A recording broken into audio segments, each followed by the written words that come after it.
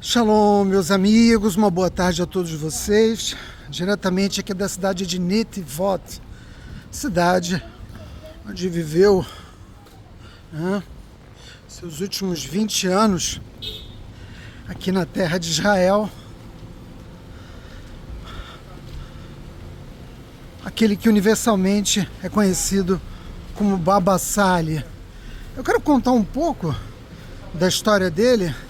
Esse aqui é o túmulo dele, vocês podem ver a abóbada azul e a grandeza desse túmulo num cemitério relativamente pequeno, porque Netivot é uma cidade bem pequena e há 60 anos atrás, porque Baba Sali já morreu há 40, ele morreu em 84, há 60 anos atrás, quando ele veio morar aqui em Netivot, uma cidade que ele escolheu justamente para fugir da fama, sua própria fama, ele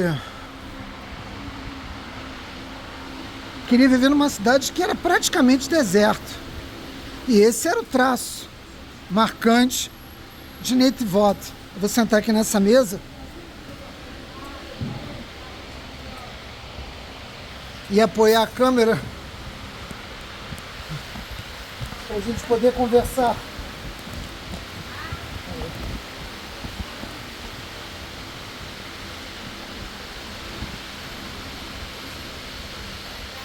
Rabino Israel Abu Hatzera, também conhecido como Baba Sali. Naturalmente, Baba Sali não nasceu em Israel, ele era marroquino, liderou a comunidade judaica do Marrocos, que é uma das maiores comunidades judaicas em Israel, e ele foi, isso sou eu que estou dizendo, mas eu posso afirmar sem sombra de dúvida que ele foi o cabalista mais importante do século XX. Ele está para o século XX, embora ele tenha nascido antes, ele está para o século XX,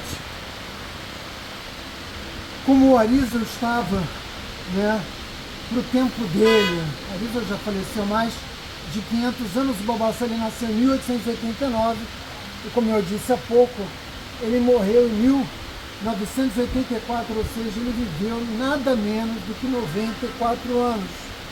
Uma vida profícua, longa, de serviço a Hashem. E ele foi um dos mais importantes líderes e reverenciados sábios da Torá, não só enquanto estava vivo, pela quantidade imensa de milagres que ele foi capaz de realizar, sobretudo de curas impressionantes, mas também como estudioso da Torá. Ele não deixou uma extensa obra escrita, mas o que ele deixou serve de referência e é estudado até os dias de hoje, sendo reverenciado naturalmente no aniversário de sua morte, de seu falecimento, que foi no calendário judaico, no dia 4 de Shevat, quando esse complexo gigantesco é tomado por uma multidão. Hoje é domingo, primeiro dia da semana, e eu já estou aqui há 2 horas, já fiz com a Clarinha, já rezei na tumba dele, já pedi por muita gente, e nesse pequeno espaço de tempo que eu estou aqui, uma quantidade imensa de judeus veio rezar. Eu, na verdade, poucos túmulos dos muitos túmulos dos sábios que eu tenho visitado em Israel ao longo de mais de 10 anos são tão frequentados, por assim dizer, como o túmulo do Baba Sali. E o calor aqui em Netivot, que é uma cidade próxima de Sderot, próxima de Beersheba. Eu desci até Beersheba e depois subi novamente até Netivot. Uma cidade realmente muito quente, como todo o sul de Israel. E mesmo assim, num dia como hoje, no horário mais quente do dia, que agora são aproximadamente 1h30 da tarde, o túmulo dele está cheio. Não faltam pessoas para vir reverenciar a sabedoria e pedir, por intervenção divina nas suas existências. Isso ocorre porque a vida do Baba Sali, bom, eu não sou um judeu separadita, eu não sou um estudioso, né? Eu não sou conhecedor profundo da vida do Baba Sali, mas eu posso dizer algumas coisas que me parecem que são as mais importantes. Se eu tivesse que resumir a vida dele, eu diria que a vida dele se pautou por um tripé: estudo da Torá, ajuda ao próximo, fazer milagres. Poucos sábios do povo judeu tinham uma conexão tão fina, tão intensa com o Criador como tinha o Baba Sali. Eu poderia passar o dia inteiro aqui contando para vocês desses milagres, mas não é a minha intenção. Basta eu dizer aquilo que eu já disse. Ele foi um dos mais importantes cabalistas de todos os tempos e certamente o mais importante do século XX. E eu, ao dizer isso, quero chamar a atenção para o fato de que tem muita gente nas redes sociais que se apresenta com a consigna de cabalista, o que chega a ser ridículo, patético. O cabalista que não foi aluno de outro cabalista, o cabalista que aprendeu acerca da Kabbalah por conta própria, isso não existe, meus amigos. Estudo, né, do Zohar, de todas as outras obras que constituem, né, a matéria-prima, né, do estudo dos cabalistas, só pode ser transmitida por grandes sábios. E quando nós analisamos a linhagem do Baba Sali, nós recuamos até o Rabi Haim Vital, que era o protegido do Arizal e foi mestre, né? Eu não sei dizer agora exatamente se do bisavô ou do tataravô do Baba Sali. Percebem? Nós estamos falando de uma dinastia de estudiosos da Torá, que se seguem geração após geração. O pai do Baba Sali também era um grande rabino em Marrocos, e o Baba Sali se tornou rabino de uma comunidade antes de completar a sua maioridade civil, por assim dizer, porque com 15 anos ele já estava casado e ele viveu inúmeras tragédias em sua vida. Ele foi casado 4 vezes, ele perdeu a primeira esposa no parto, isso ele tinha 15 anos de idade. Ele perdeu um irmão mais velho, primogênito da família, assassinado. Ele perdeu vários filhos, inclusive o filho primogênito dele, né, que deveria ter sido, por assim dizer, o seu sucessor. O Baba Sali foi um sábio do povo judeu que atravessou tragédias pessoais imensas, além da expulsão propriamente dita do Marrocos. Uma vez que depois da independência de Israel, né, os judeus foram expulsos dos países, né, como vocês sabem, dos países árabes, de modo que praticamente nós desaparecemos de países como Egito, Síria, Líbano, Irã, Iraque, Marrocos, Tunísia, Líbia e etc, etc, etc.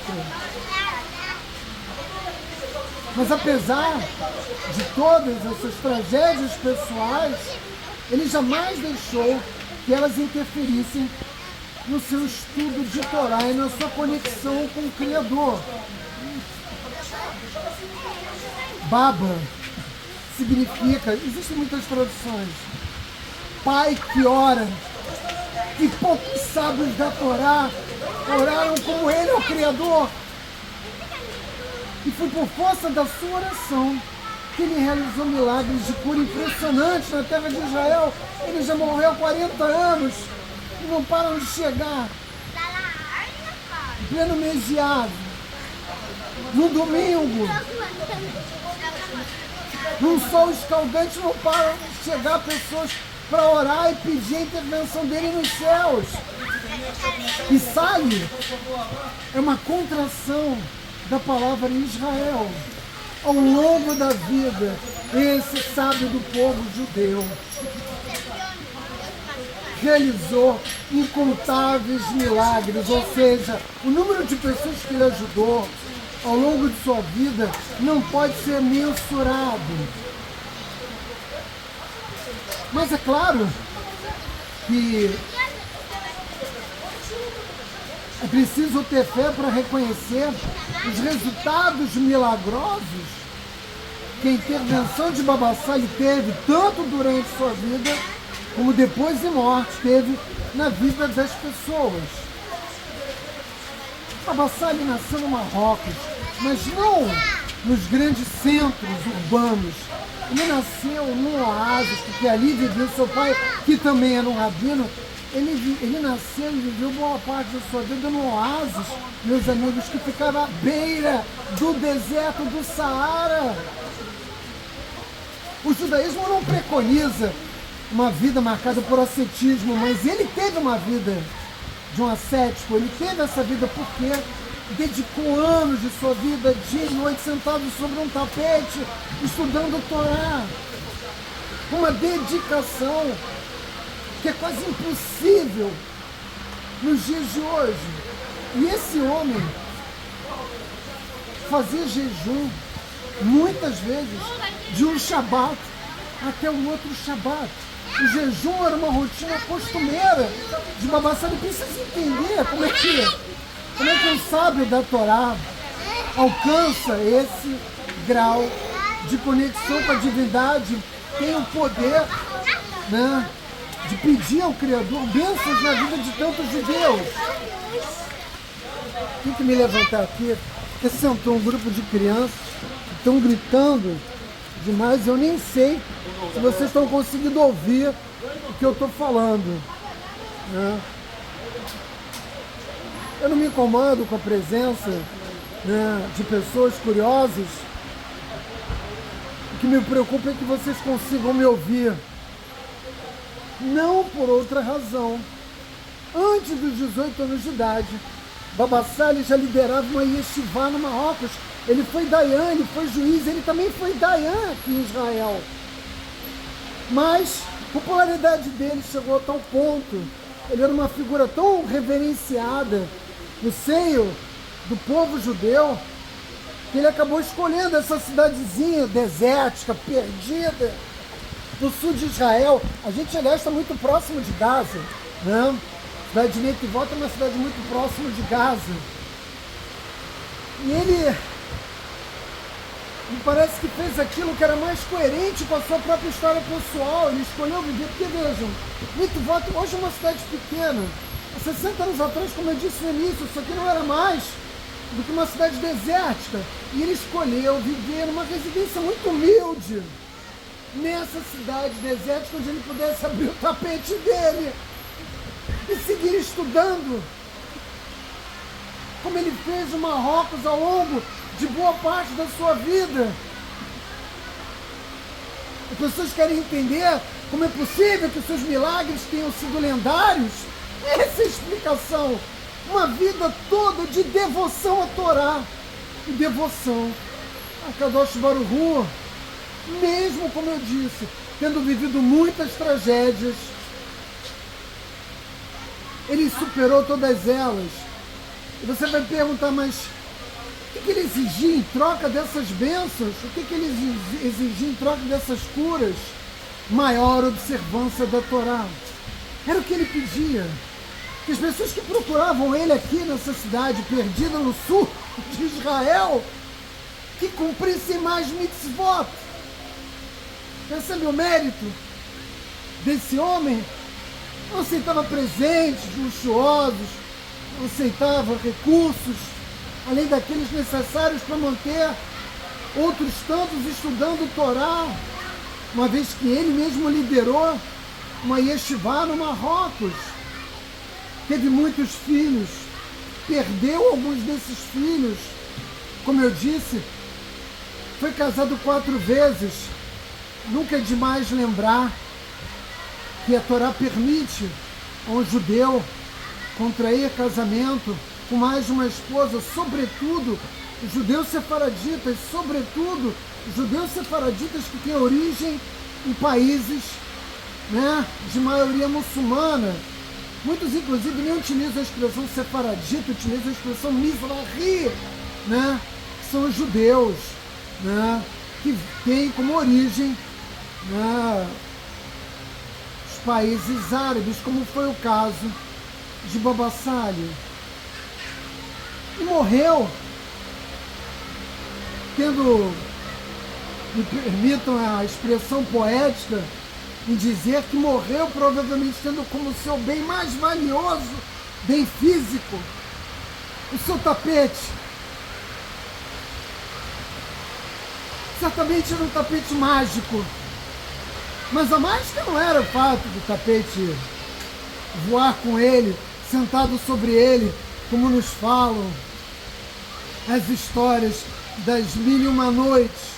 O milagre estava em ver um homem, ao quebrantado pela idade, ainda ser capaz de dedicar uma existência ao estudo da Torá sobre um tapete. Às vezes a gente pensa como Yaakov Avinu foi capaz de passar tantos anos de sua vida sentado estudando Torá na Yeshiva de Shem Ever. Nós devemos nos lembrar de Baba Sali nessa hora e de muitos outros judeus que tiveram como seu bem maior a sua devoção ao Criador. Sua vida deve ser vista, portanto, como uma lição de vida. E é isso que encanta.